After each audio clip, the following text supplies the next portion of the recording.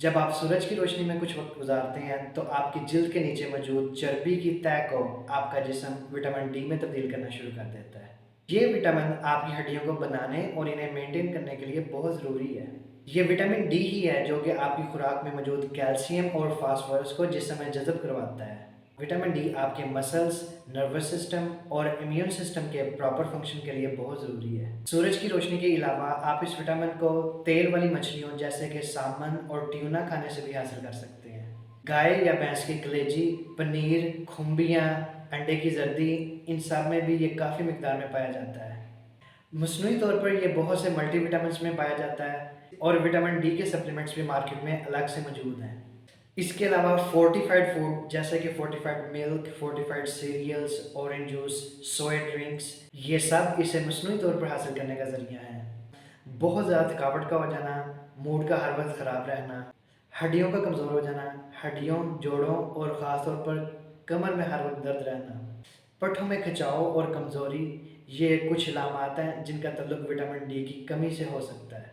Vitamin D की कमी एक बहुत ही कॉमन आलमी मसला है। एक अंदाजे के मुताबिक पूरी दुनिया में 1 बिलियन यानी कि 1 खरब लोग विटामिन डी की कमी का शिकार हैं। बच्चे, बूढ़े, नौजवान, कोई भी इसकी कमी का शिकार हो सकते हैं।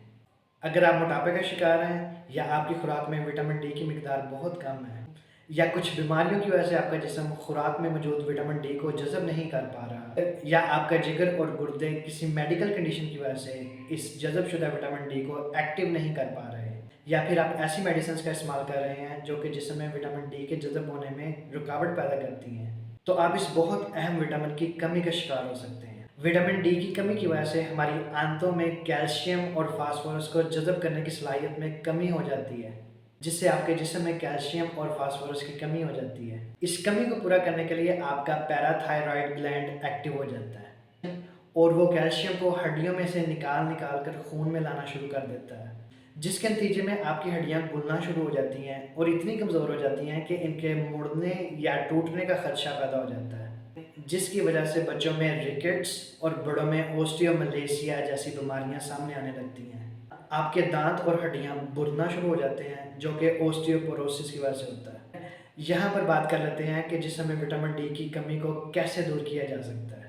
विटामिन डी रिच फूड्स के इस्तेमाल, सूरज की रोशनी में कुछ वक्त गुजारने और विटामिन डी के सप्लीमेंट्स के इस्तेमाल से इस कमी को बआसानी दूर किया जा सकता है।